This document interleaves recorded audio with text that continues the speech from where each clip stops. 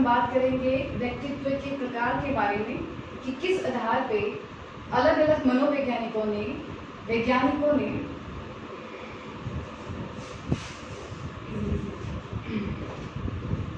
Good morning. आज की class में हम बात करेंगे व्यक्तित्व के वर्गीकरण के बारे में। अलग अलग मनोवैज्ञानिकों ने अलग अलग आधार पे व्यक्तित्व को परिभाषित किया है कि किस किस प्रकार के व्यक्तित्व होते हैं और किस आधार पे उन्हें हम बांट सकते हैं। तो आज की क्लास में हम बात करेंगे उनके प्रकार के बारे में। तो आइए देखते हैं कुछ प्रमुख मनोवैज्ञानिक जिनके आधार पे आज हम वर्गीकरण पढ़ेंगे व्यक्तित्व का, जिसमें पहला होगा हिप्पोक्रेटस का, दूसरा होगा सेल्डन का, तीसरा होगा स्पेंडर का और चौथा हम पढ़ेंगे क्रैशमर के अनुसार। ठीक है, तो अब डिटेल में हम बात करते हैं कि इन मनोवैज्ञानिकों ने किस प्रकार व्यक्तित्व को वर्गीकृत किया है। सबसे पहले हम बात करेंगे हिप्पोक्रेटस के बारे में। देखिए, हिप्पोक्रेटस का जो वर्गीकरण है व्यक्तित्व के बारे में वो सबसे प्राचीन वर्गीकरण है और ये आपके एग्जाम में पूछा हुआ भी है कि सबसे प्राचीन वर्गीकरण किसने किया व्यक्तित्व का, वो किया हिप्पोक्रेटस ने। ठीक है, ये किया था 400 ईसा पूर्व में। ठीक है, और इन्होंने ये जो वर्गीकरण किया था, यहाँ तक देखिए 4 इन्होंने प्रकार बताए हैं व्यक्तित्व के। ये बताए थे व्यक्ति के स्वभाव के आधार पे व्यक्ति कितने प्रकार के होते हैं। तो देखिए 4 प्रकार बताए हैं हिप्पोक्रेटस ने। कौन से हैं वो 4 प्रकार? पहला देखिए फेलमेटिक यानी कफ, ये कोई भी नाम आपको पूछे जा सकते हैं। दूसरा इन्होंने बताया है विषादी और काला पित्त। तीसरा बताया है कोपशील और पीला पित्त और लास्ट बताया है आशावान या रक्त। ये 4 प्रकार किसने बताए हैं? हिप्पोक्रेटस ने। देखिए इसके अंदर क्या विशेषताएं हैं। जो फेलमेटिक या कफ प्रकृति के या स्वभाव के व्यक्ति होते हैं वो कैसे होते हैं? देखिए वो होते हैं सुस्त, मन या निष्क्रिय। आप देखिए कुछ आलसी तरह के लोग रहते हैं जो बिल्कुल भी काम नहीं करते, बैठे रहते हैं एक ही जगह पर, सुस्ती से उठते हैं, धीरे धीरे खाते हैं, पीते हैं, अपना काम करते हैं और एकदम आलस्यपूर्ण स्थिति में आपको मिलेंगे। यानी उनका कार्य बिल्कुल बंद होगा, काम को करना पसंद नहीं करेंगे और बिल्कुल आपको सुस्त दिखाई देंगे। उन्हें हम हिप्पोक्रेटस के अनुसार क्या कहेंगे? वो फेलमेटिक टाइप के व्यक्तित्व है। ठीक है, जिसे कफ भी कहते हैं। दूसरा देखिए विषादी या कालापी। ये जो होते हैं ये उदासीन होते हैं, निराशावादी होते हैं, कुंठित होते हैं। ठीक है, इनकी जो सोच होती है वो बहुत नेगेटिव होती है। जीवन को लेके अप्रोच बहुत नेगेटिव होगी, हमेशा उदास रहेंगे, जीवन में हमेशा ऐसी बातें रहेंगी कि हमारा कुछ भी नहीं हो सकता, हमारा तो भाग्य ही खराब है और हमेशा कुंठित रहेंगे दूसरे लोगों को भी देखकर। तो ऐसे लोग कैसे होते हैं? विषादी या फिर कालापित्त प्रकार का व्यक्तित्व होता है इनका। तीसरा देखो कोपशील या काला पित्त। ठीक है, सॉरी पीला पित्त, कोपशील या फिर पीला पित्त। ये कैसे होते हैं?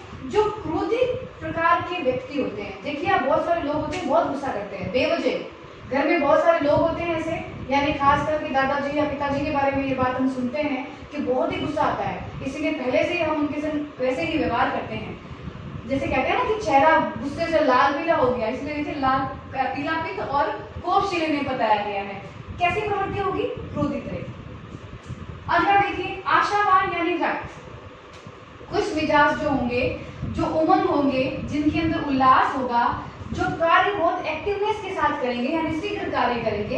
ये एक्टिविटी जिस लोगों में आप देखोगे वो किस प्रकार का व्यक्तित्व है? वो आशावान व्यक्तित्व है। जीवन को लेके हमेशा उनकी एक क्या बोलते हैं सकारात्मक अप्रोच रहती है, हमेशा कुछ ना कुछ अच्छा करने की कोशिश करते हैं, उत्साही रहते हैं। उन्हें कैसा कहते हैं? आशावान या फिर रक्त व्यक्तित्व। ठीक है, ये किसके अनुसार था? हिप्पोक्रेटस। ध्यान रखिएगा सबसे प्राचीन और 1400 ईस्वी पूर्व में ये वर्गीकरण किया था हिप्पोक्रेटस ने।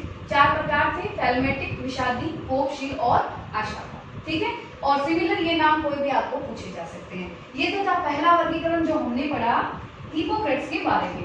अब हम बात करते हैं दूसरे व्यक्तित्व के बारे में जो कि है शेल्डन। ये शेल्डन का जो वर्गीकरण है बहुत ही महत्वपूर्ण है। देखिए व्यक्तित्व का शारीरिक रचना के आधार पे 2 प्रकार से वर्गीकरण किया गया है। एक किया गया है शेल्डन ने और दूसरा किया है क्रैशमर ने। ये दोनों ही शारीरिक रचना के आधार पे किए गए वर्गीकरण है व्यक्तित्व की। तो पहले हम बात करेंगे शेल्डन के बारे में।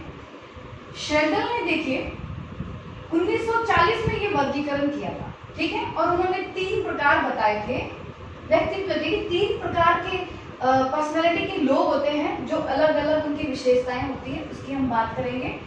ये जो सिद्धांत उन्होंने किया है इसको सोमोटाइप सिद्धांत भी कहते हैं। शेल्डन के सिद्धांत को सोमोटाइप सिद्धांत भी कहते हैं, जो कि 1940 में दिया था। ठीक है, अब देखिए तीन जो मुख्य प्रकार है वो है एंडोमॉर्फिक, मेसोमॉर्फिक और एक्टोमॉर्फिक। ये तीन तो मुख्य नाम है। अब हम एक एक करके इनके बारे में बात करते हैं। जो एंडोमॉर्फिक लोग हैं उन्हें गोलाकृतिक भी कहते हैं और डिस्रोटोनिया भी कहते हैं। ये तीन नाम आप देखोगे इनके बारे में तो ध्यान रखिए ये इसी के नाम है। ठीक है, अब इस प्रकार का जो व्यक्तित्व होता है, ठीक है, वो कैसे लोग होते हैं? इनका कद छोटा होता है, ये मोटे होते हैं, कोमल होते हैं, चर्बी वाले होते हैं, सामाजिक होते हैं और शिथिल होते हैं, मिलनसार होते हैं, उदारवादी होते हैं। ठीक है, ये बहुत मस्त तरह के लोग होते हैं। आप देखना ये खाते पीते रहेंगे, गोल मटोल उनकी आकृति होगी और मिलनसार बहुत होंगे, हंसी मजाक करने वाली प्रवृत्ति होगी, उदारवादी होंगे, कोई भी चीज अपनी किसी को भी दे सकते हैं। इस तरह का व्यवहार आप देखोगे। फूडी होते हैं। ये आप सारी क्वालिटीज, कद छोटा यानी नाटा, मोटा, कोमल, चर्बी वाला, सामाजिक शिथिल, मिलनसार, उदारवादी, ये विशेषताएं किसकी होती है? ये होती है एंडोमॉर्फिक। ठीक है, आपने देखा होगा ना, इस प्रकार का एक बनावट होता है जो मोटे छोटे से होते हैं और बहुत खाते पीते रहते हैं, वो लोग भी आएंगे आपके एंडोमॉर्फिक में। ठीक है, यहाँ पे कुछ अंक लिखे हैं, इसके बारे में हम बाद में बात करेंगे, पहले हम इनकी विशेषताएं पढ़ेंगे। फिर देखिए मेसोमॉर्फिक, इसको हम कहते हैं आयताकृतिक या फिर सोमोटोनिया कहा जाता है इन्हें। अब देखिए ये जो आयताकृतिक या मेसोमॉर्फिक जो लोग होते हैं, ये ज्यादा ना तो लंबे होते हैं ना ज्यादा छोटे होते हैं। इनकी कदकाठी क्या होती है? बिल्कुल आयताकार होती है। मजबूत शरीर के होते हैं। देखिए विशेषताएं क्या होती है? ऊर्जावान, एक्टिव मिलेंगे, बहुत ऊर्जा होते हैं, साहसी लोग होते हैं, बहादुर या साहसी कार्य इन्हीं लोगों के द्वारा किए जाते हैं, मजबूत शरीर, ताकतवर, बलवान, खिलाड़ी प्रवृत्ति। ये जितने भी एथलीट आप देखते हो ये किस प्रकार के हैं? देखिए ये होते हैं मेसोमॉर्फिक टाइप के। जितने भी साहसपूर्ण कार्य करते हैं वो यही लोग करते हैं। कारण क्या होता है? शरीर की कदकाठी बहुत मजबूत होती है और कोई भी काम करने के लिए शक्ति और ऊर्जा तो चाहिए। तो ये जो लोग होते हैं जो खिलाड़ी प्रवृत्ति के होते हैं, इनके लिए बहुत एनर्जी की जरूरत होती है। आप देखिए क्रिकेट खेलते हैं, इतना बड़ा ग्राउंड होता है, या फिर जो भी एथलीट है वो जितने भी कार्य करते हैं उसके लिए एक ताकतवर शरीर की जरूरत होती है। वो कैटेगरी किसमें आती है? मेसोमॉर्फिक के अंदर आती है। आयताकृतिक इसे कहते हैं, सोमोटोनिया इसे कहते हैं। ठीक है, ये हो गए दो प्रकार शेल्डन के अनुसार। तीसरा बात करते हैं हम एक्टोमॉर्फिक, जिसे लंबाकृतिक और सेरोटोनिया भी कहते हैं। ठीक है, इनके नाम ध्यान रखिएगा। यहाँ पे डिस्रोटोनिया है, यहाँ पे सोमोटोनिया है और ये सेरोटोनिया है। ओके, अब देखिए ये जो व्यक्तित्व है, जो लंबे लोग होते हैं, जो इनकी क्या विशेषताएं होती है जिसे हम एक्टोमॉर्फिक या सेरोटोनिया कह रहे हैं। तो देखिए ये सुकुमार यानी देखने में बहुत सुंदर होते हैं, लंबे होते हैं, गुस्सा आता है ऐसे लोगों को, चिड़चिड़े होते हैं थोड़े से, और देखिए अंतर्मुखी, ये हमेशा अपने स्वयं के ही विचार को महत्व देते हैं, अपने बारे में ही सोचते हैं, ज्यादा एक्सप्रेसिव नहीं होते हैं। कुशाग्र बुद्धि, प्रमस्तिष्क प्रधान, यानी बुद्धि बहुत होती है इनके अंदर, प्रमस्तिष्क प्रधान, इनके अंदर आप देखोगे इंटेलिजेंस बहुत होती है। ये चुप रहते हैं जरूर, लेकिन इनके अंदर इंटेलिजेंस ही बहुत मिलेगी। कलात्मक यानी सृजनात्मक, कलात्मक बुद्धि होती है, इसीलिए सृजनात्मकता भी कर सकते हैं, कलात्मक कार्य भी कर सकते हैं। कमजोर टाइप के होते हैं, इसीलिए चिड़चिड़े भी होते हैं और इन्हें गुस्सा भी आता है। कौन से लोग? जो लंबे होते हैं, लंबाकृति के लोग होते हैं। इंपॉर्टेंट बात ये सुकुमार होते हैं, ध्यान रखिए, सुंदर होते हैं। इंपॉर्टेंट बात अंतर्मुखी होते हैं, कुशाग्र बुद्धि होते हैं, प्रमस्तिष्क प्रधान होते हैं और कलात्मक होते हैं। ये सारी विशेषताएं इनके अंदर की होती है। तो ये था तीसरा प्रकार शेल्डन के अनुसार। अब देखिए हम बात करते हैं, यहाँ पे कुछ अंक लिखे हैं, देखिए 711, 171 और 117। ठीक है, अब देखो इनके बारे में बात करते हैं। जो मनोवैज्ञानिक है शेल्डन, उन्होंने क्या किया था? ये तीनों जो व्यक्तित्व हैं इनका श्रेणीकरण किया था।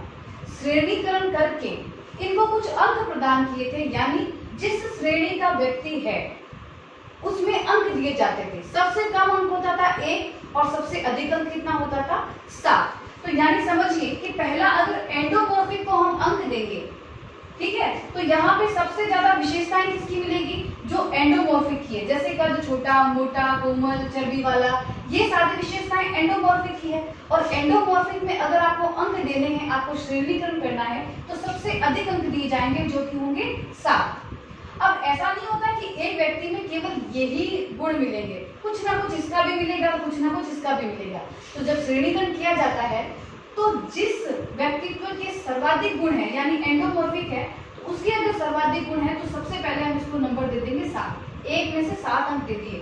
1 से 7 के अंदर सबसे अधिक जो अंक है वो हमने एंडोमॉर्फिक में 7 दे दिए। सबसे पहले एंडोमॉर्फिक है इसीलिए सबसे पहले आपने 7 लिख दिया। इसके बाद मेसोमॉर्फिक का 1 और यहाँ पे जो एक्टोमॉर्फिक है उसका भी 1। तो इस प्रकार एक श्रेणीकरण किया जिसमें 7, 1 और 1 दिया गया शेल्डन। दूसरा देखिए ये सेकंड नंबर पे आता है, तो यहाँ पे सेकंड नंबर पे आपको सबसे अधिक अंक देने हैं क्योंकि मेसोमॉर्फिक जो है उसकी जो विशेषताएं जो गुण है वो सर्वाधिक इसमें मिलेंगे और ये सेकंड नंबर पे है इसीलिए हमने सबसे ज्यादा अंक मेसोमॉर्फिक में क्या दिए 7। अब यहाँ पे 1 अंक हमने दे दिया एंडोमॉर्फिक का और 1 अंक दे दिया हमने एक्टोमॉर्फिक का। तो इस प्रकार इसका श्रेणीकरण किया गया है।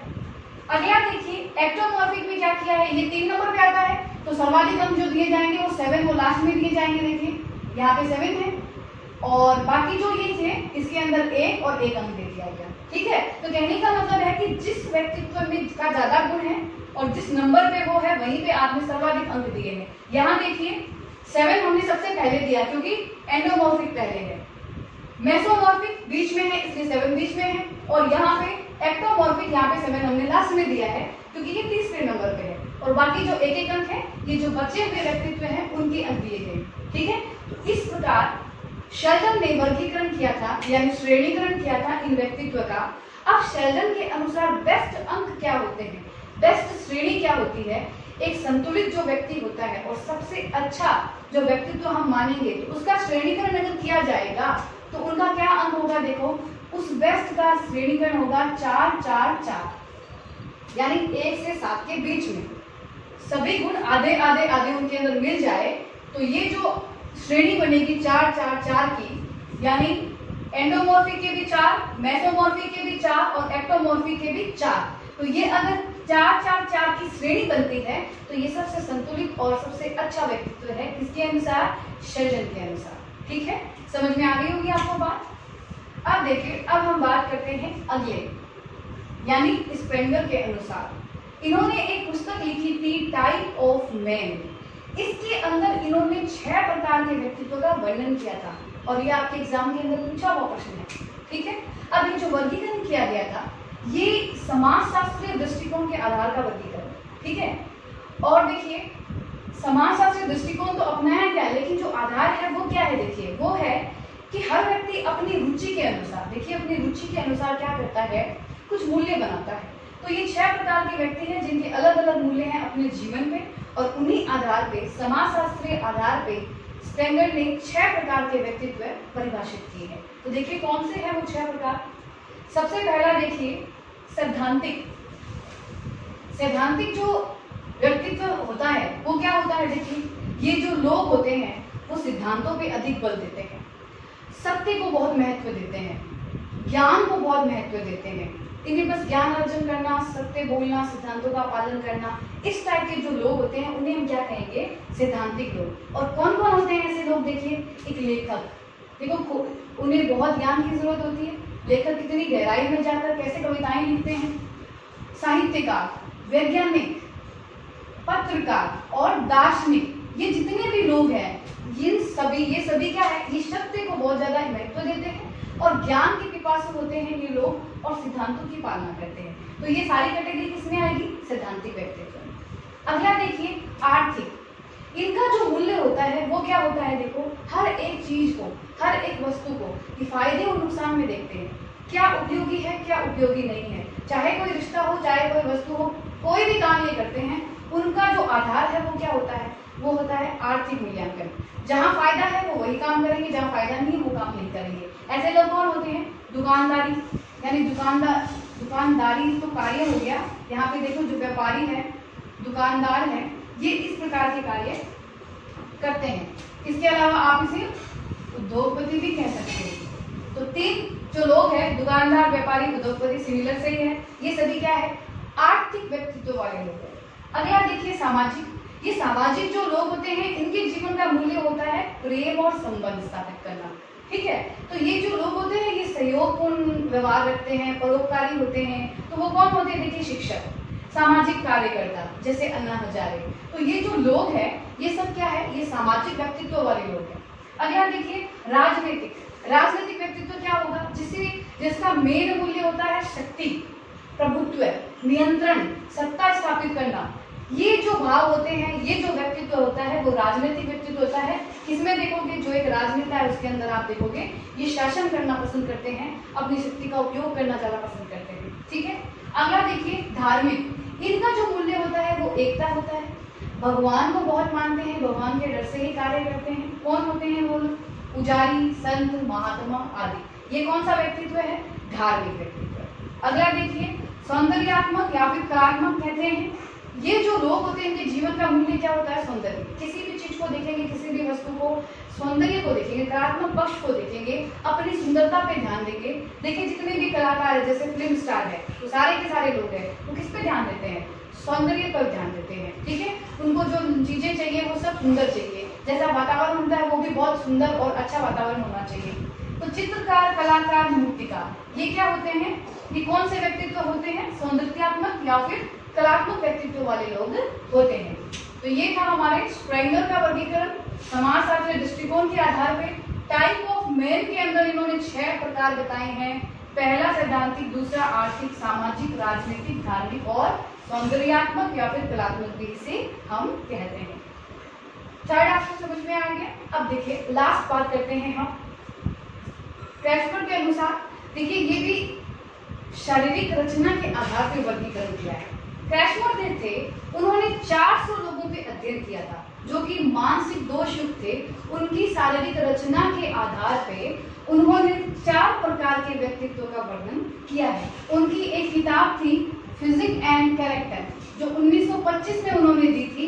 इस किताब के अंदर उन्होंने व्यक्तित्व के कितने प्रकार बताए हैं, 4 प्रकार बताए हैं। तो देखिए क्या है वो 4 प्रकार क्रैशमर के अनुसार। ध्यान दीजिएगा, ये शरीरी रचना के आधार पर दिया गया है।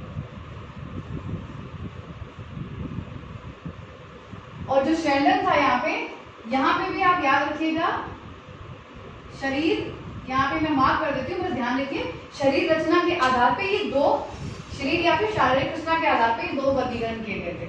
अब चलिए हम बात करते हैं क्रैशमर क्या, जिन्होंने शारीरिक आधार पे 4 वर्गीकरण दिए हैं व्यक्तित्व के। पहला है देखिए एथलेट, जिसे हम सुडोलगाय भी कहते हैं। ठीक है, 2 नाम दिए गए हैं इसके। अब ये एथलेट नाम से समझ में आ रहा है जो खिलाड़ी प्रवृत्ति के होंगे। जो खिलाड़ी होगा वो हष्ट-पुष्ट भी होगा, उसका शरीर बिल्कुल संतुलित होगा, आयताकार होगा। तो ये कौन कहलाएंगे, ये एथलेट होंगे। दूसरा देखिए एस्थेनिक, लंबकाय, इसे कृशकाय भी कहते हैं, सिजोइड भी कहते हैं, लैप्टोसेमेटिक भी कहते हैं। इतने सारे नाम है देखिए इसके, कोई भी नाम आ सकता है। ये जो लोग होते हैं ये लंबे होते हैं, पतले होते हैं, शक्तिहीन होते हैं, ज्यादा शक्ति नहीं होती, चिड़चिड़े होते हैं, निराशावादी होते हैं, कल्पना करते रहते हैं, चिंतित रहते हैं, दूसरों की निंदा करते हैं लेकिन स्वयं हेतु हमेशा सजग रहते हैं। देखिए बहुत सारे लोग होते हैं ना ऐसे जो लोगों को क्रिटिसाइज करते हैं, वो आप तो ऐसे करते हो, लेकिन अपने लिए तैयार रहता है कि मैं, क्योंकि हम जब दूसरे को कमेंट करते हैं तो स्वाभाविक सी बात है कि दोबारा हम पे भी करेगा। तो ये लोग क्या करते हैं, उनकी निंदा तो करते हैं लेकिन उनकी निंदा कोई नहीं करे उसके लिए पहले से अवेयर रहते हैं। ठीक है, चिड़चिड़े होते हैं, लंबे होते हैं, ये आपको पता ही है, हमेशा विचारशील रहते हैं, टेंशन करते रहते हैं हर एक बात की। वो कौन से होते हैं, एस्थेनिक या फिर लंबकाय। अगला देखिए पिकनिक, जिसे कहते हैं स्थूलकाय या फिर गोलाकार, और एक नाम है साइक्लोआर। ये 4 नाम दिए गए हैं इसके। ठीक है, ये जो लोग होते हैं खुशमिजाज होते हैं, मस्त रहते हैं, गोल मटोल मिलेंगे आपको, आराम प्रिय, मिलनसार, खाने पीने के शौकीन, कोई चिंता नहीं, बस मस्ती में अपना जीवन बिताते हैं, सबके संग हंसते बोलते हैं, खाते पीते हैं और मौज करते हैं। वो कैरेक्टर कौन सा होता है, पिकनिक या स्थूलकाय या फिर गोलाकार। लास्ट देखिए विशालकाय या मिश्रित, जिसे डिस्प्लास्टिक भी कहते हैं। ये जो है व्यक्तित्व है वो एक अलग संरचना का व्यक्तित्व है, इन तीनों से मिला जुला होता है।